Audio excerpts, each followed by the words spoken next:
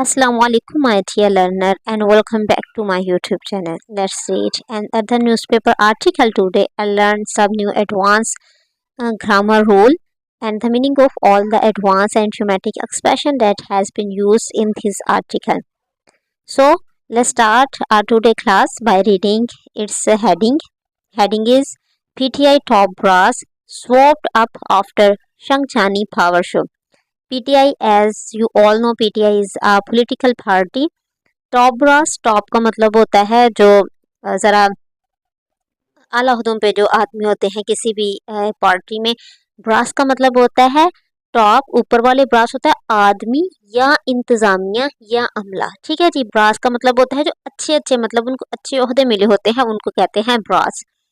Swapped up solder का मतलब होता है किसी को ले जाना साथ। ठीक है जी। किसी को घसीटते हुए साथ ले जाना, जिसे कहते हैं स्वॉप्ड अप। ठीक है जी। अब क्या PTI top brass swooped up, PTI जो टॉप ब्रास उसको स्वॉप्ड अप, उनको घसीट के ले जाया गया आफ्टर शंगझानी पावर शो, शंगझानी पावर शो के बाद। अब इसकी डिटेल देखते हैं कि भाई इसमें क्या कहा जा रहा है। अ डे, एक दिन, आफ्टर, बाद, the PTI, PTI held, PTI ने मुनक्कद किया इट्स पावर शो, अपना power show on the outskirts. Outskirt का मतलब है मजाफाती, मतलब एक शहर है उसके बाहर वाले इलाके जो होते हैं उसको कहते हैं आउटस्कर्ट्स। तो यह क्या है, आउटस्कर्ट का होता है मजाफाती इलाके ऑफ द फेडरल कैपिटल, कहते हैं जो हमारा वफाकी कैपिटल है उसके मजाफाती इलाकों में। शंगझानी में क्या किया था इन पीटीआई ने, जो अपना पावर शो मुनक्कद किया था उससे एक दिन के बाद। ठीक है, वर्ड टू वर्ड ट्रांसलेशन आपने देख ली। अब ये देखें, अ डे आफ्टर द, एक दिन के बाद, किसके एक दिन के बाद, a day after like my son birthday, इस तरह कह सकते हैं, a day after my sister birthday उसके। लेकिन अब हमने ये था ना एक दिन किसके बाद, तो हम आगे एक्सप्लेनेशन देखें। एक दिन बाद इसमें कहा जा रहा है पीटीआई हेल्ड, मुनक्कद किया। डायरेक्ट हेल्ड है तो V2 है तो पास्ट इंडेफिनिट है। इट्स अपना power show on the outskirt of the federal capital. ये एक सिंपल सी बात है, इसकी हम पार्सिंग करें तो इसमें हम इंफॉर्मेशन नहीं दी जा रही। इसमें डायरेक्ट कहा जाता है कि पीटीआई ने जो अपना पावर शो मुनक्कद किया था फेडरल कैपिटल में उससे एक दिन के बाद। आगे हम देखेंगे क्या हुआ था एक दिन के बाद। लॉ इन्फोर्समेंट एजेंसीज, कह रही हैं लॉ इन्फोर्समेंट एजेंसीज ने swooped in on the party top brass. Swooped in का मतलब होता है ले उड़ जाना, घसीट के ले जाना। ठीक है जी। On the party top brass, party के टॉप जो ब्रास थे, टॉप इंसामिया थी, क्या किया जो उनको घसीट के अपने साथ ले गए। विस्किंग अवे एटलीस्ट 3 खिली। विस्किंग अवे का मतलब होता है कि क्या करना, कि उस जगह को खाली कर देना, मतलब विस्क करना, किस चीज़ को मिक्स करना। ठीक है जी। वो कहते हैं किस चीज़ को विस्किंग अवे, उस जगह को खाली करते हुए। एटलीस्ट तकरीबन 3 litre from different part of the city. अब उन्होंने क्या किया जी, विस्किंग अवे, वो साथ ले गए 3 जो थे जो मेन की लीडर, मतलब जो मेन लीडर थे डिफरेंट पीटीआई के, उनको डिफरेंट सिटी से। वाइल, जबकि फोर्सिंग अदर, दूसरों को मजबूर करते हुए, फोर्सिंग अदर, दूसरों को फोर्स करते हुए, टू टेक शेल्टर, कि वो पनाह लें, टू टेक शेल्टर, पनाह लेने के लिए, इन द पार्लियामेंट हाउस में। ठीक है, ये था जी मतलब इतना सा ये जो मैंने एक पढ़ा है इसका था। यहाँ तक तो हमें बात समझ आ गई कि उन्होंने एक सिंपल सी बात की है पास्ट इंडेफिनेट में, कि जो एक दिन के बाद जो उन्होंने कैपिटल शो किया था उसे एक दिन के बाद। आगे क्या कह रहे हैं, क्या हुआ जी, लॉ इन्फोर्समेंट एजेंसीज ने क्या किया जी, टॉप ब्रास लीडर को, मतलब वो घसीट के अपने साथ ले गए। आगे कहते हैं विस्किंग अवे का मतलब है साथ ले जाना, लेके उड़ जाना। एटलीस्ट कहते हैं वो उन्हें क्या किया जी, वो साथ ले गए 3 लीटर को from different part of city, जो मुख्तलिफ सिटी के मुख्तलिफ हिस्सों में जो कि रह रहे थे उनको। वाइल, जबकि फोर्स करते हुए। ठीक है, अब ये देखेंगे आपका एक क्वेश्चन यहाँ ज़रूर होगा कि मुझे ऐसा लगता है, आप कहेंगे मैम आईएनजी फॉर्म है यहाँ वर्ब की, तो इसमें इज़ नहीं। अगर आपने ये नहीं भी सोचा ना तो आपको सोचना चाहिए इस बात को कि इज़ नहीं है लेकिन फिर भी आईएनजी फॉर्म यूज़ हो रही है। ठीक है, अब मैं पढ़ती हूँ, आपको बताती हूँ। वाइल, जबकि फोर्स करते हुए, अदर, दूसरों को, to take shelter in the parliament house, के वो क्या कहें वो क्या शेल्टर लें, पनाह लें पार्लियामेंट हाउस से। तो अगर हमने इसकी ट्रांसलेशन की है तो आप ये देखें मैंने क्या ट्रांसलेशन की है, करते हुए। मैंने इसकी ट्रांसलेशन की है प्रेजेंट इंडेफिनेट में, कि दूसरों को ये मजबूर करते हुए, दूसरों को उन्होंने क्या कहा था, दूसरों को मजबूर करते हुए उन्होंने 3 डिफरेंट लीडर्स को उन्होंने अरेस्ट तो कर लिया, ठीक है। विस्किंग अवे 3 लीडर को अपने साथ ले जाते हुए, जबकि 3 हसन में, जबकि दूसरों को फोर्स करते हुए कि वो ना क्या करें, शेल्टर लें पार्लियामेंट हाउस में। जो इस तरह के जो सेंटेंसेस आते हैं ना, पहला हिंट तो ये वाइल जब भी यूज होगा ना, उसके बाद जो वर्ब आएगा ना उसमें आईएनजी फॉर्म ही यूज होगी। आप आंखें बंद करके वाइल के साथ आईएनजी फॉर्म लगाते, आपका सेंटेंस बिल्कुल ठीक होगा। ये हो गया एक जुगाड़। अब ग्रामेटिकली ये क्यों है ये मैं आपको बताती हूँ। ये है प्रेजेंट पार्टिसिपल। मैंने आपको पिछली वीडियो में बताया था जो कि न्यूज़पेपर है ना, वो पार्टिसिपल से बड़ी हुई है, इसलिए तो हमें न्यूज़पेपर की राइटिंग समझ नहीं आती कि क्या कह रहे हैं। ये पार्टिसिपल है और ये प्रेजेंट पार्टिसिपल है, जो ये कह रहा है कि दूसरों को क्या करते हुए, दूसरों को मजबूर करते हुए, टू टेक लेने के लिए, ठीक है। अगर अब मैं ये उर्दू यहाँ लिख दूंगी आपको समझ ही नहीं आएगी कि मैम इसको हम किस तरह बनाएं। मैं ये लिखती हूँ यहाँ उर्दू, दूसरों को मजबूर करते हुए पार्लियामेंट में, या मैं चल लिख देती हूँ, पार्लियामेंट में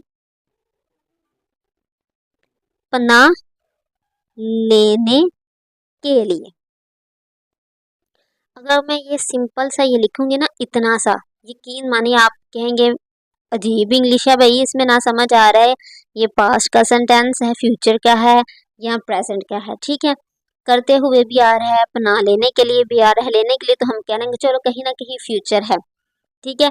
लेकिन ये सारा जो सेंटेंस है ये बनेगा, होगा प्रेजेंट का ही, लेकिन पार्टिसिपल, ठीक है, प्रेजेंट पार्टिसिपल। आगे देखें जी, दूसरों के लिए क्या आ रहा है, दूसरों को मजबूर करते हुए।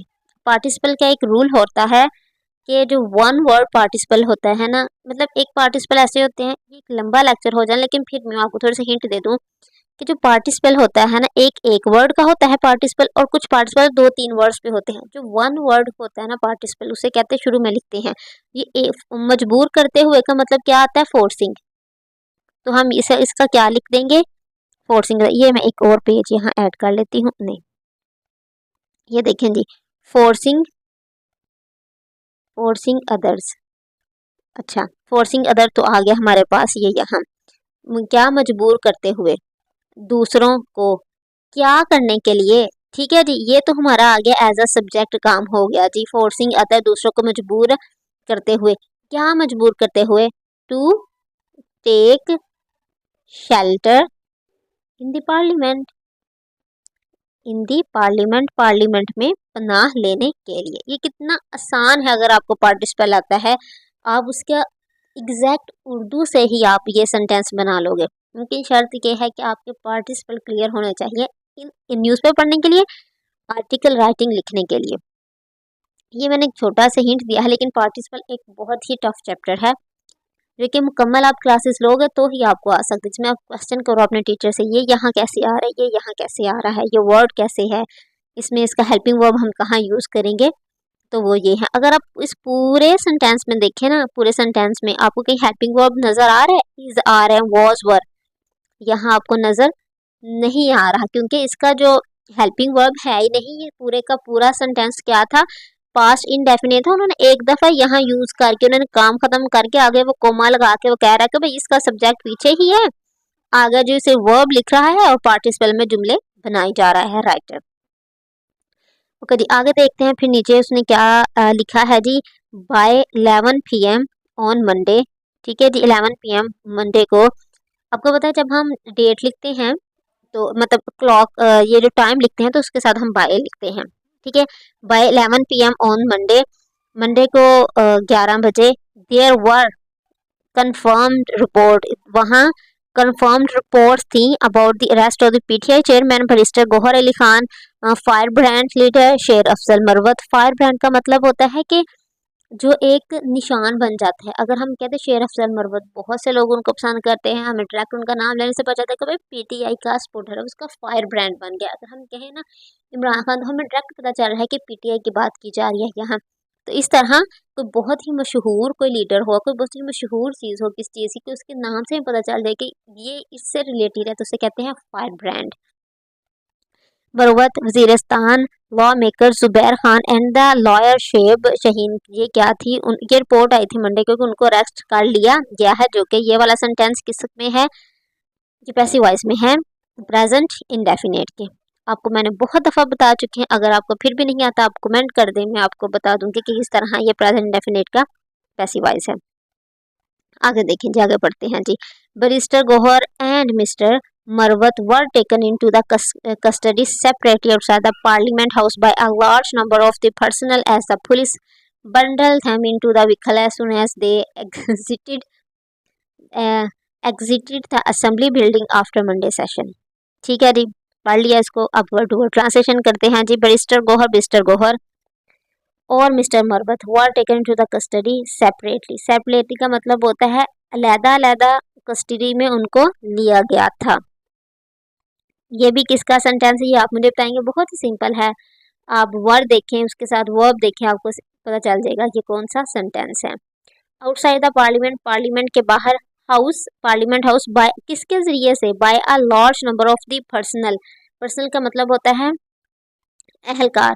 एज पुलिस बंडल दैम, जैसे पुलिस ने बंडल दैम उनको पकड़ के किसी की चीज़ के अंदर बिठाना, पकड़ के बांधना। ठीक है जी, बांधना तो नहीं यहाँ आएगा, लेकिन फोर्सफुली किसी चीज़ को पकड़ के किसी की चीज़ के अंदर बिठाना। बंडल दैम उनको बिठाया इनटू द व्हीकल, गाड़ियों में। एज सुन एज दे, जैसे ही, एज सुन एज जैसे ही, मतलब वो, मतलब शेर अफजल मरवत और बैरिस्टर गोहर दे एग्जिटेड था, ठीक है, exerted the assembly building, exerted निकले, एग्जिटेड का मतलब होता है निकलना। द असेंबली बिल्डिंग से after Monday session, Monday session के बाद जैसे ही वो असेंबली से निकले थे, क्या किया, पुलिस के बहुत ज़्यादा अहलकार वहाँ आए और उन्होंने उनको उसी वक्त अरेस्ट कर लिया। आगे क्या जी, मिस्टर, ये भी एक एडवांस वर्ड मैंने देखा, यहाँ देखा था कि मिस्टर शहीन वॉज डिट्रेन्ड। डिट्रेन का मतलब है रोक देना किसी को। मिस्टर शहीन वॉज ट्रेन, उनको रोक दिया गया था from his office in G9 in apparent ज़ाहरी सरप्राइज रेड्स, जो है एक हैरानकुन रेड थी उनके लिए। ठीक है जी, एक ज़ाहरी हैरानकुन रेड में क्या किया जी, मिस्टर शहीन को रोक दिया गया था अपने ऑफिस जाने में। As seen in the footage, जैसा कि फुटेज में देखा गया है, देखा गया ऑफ द अरेस्ट, अरेस्ट करने वाले जो फुटेज उसमें देखा गया था, उसके मुताबिक ये था वो अपने ऑफिस जा रहे थे, उनको वहाँ रोक दिया गया था। He stop at the office, try to put up resistance but they were also taken the custody by almost, कितने लोगों के जी से, by almost dozen police and plain cloth man. कहते हैं उन्होंने कोशिश की थी उनके ऑफिस के जो लोग थे उनको बचाने की, लेकिन वो कस्टडी में उनको ले लिया गया था। मतलब डजन का मतलब होता है कि वो दर्जनों की तारीफ पुलिस सरकार थे। And plain cloth man, plain cloth man आप ये वर्ड सीखे जिसका मतलब है सादा लिबास में जो आदमी उनके साथ आए हुए थे उनको कहते हैं प्लेन क्लॉथ मैन, सादा लिबास वाले आदमी। ठीक है, हम देखते हैं इनको यूनिफॉर्म में तो वो सादा लिबास में होते हैं, तो हम सोचते हैं इनको क्या कहेंगे, उर्दू में तो हम कहते हैं सादा लिबास वाले, लेकिन इंग्लिश में हम कहते हैं कि प्लेन क्लॉथ मैन। ठीक है, आई थिंक आज के लिए इतना ही काफ़ी है। इसमें बहुत सा मैंने टफ रूल आपको बताया है और कुछ एडवांस वोकैब के मीनिंग भी बताए हैं। इडियोमैटिक एक्सप्रेशन थे इसके अंदर, swapped in and whisking away. आपके लिए ये बेनिफिशियल रहा होगा। Please like and subscribe my channel. Thank you for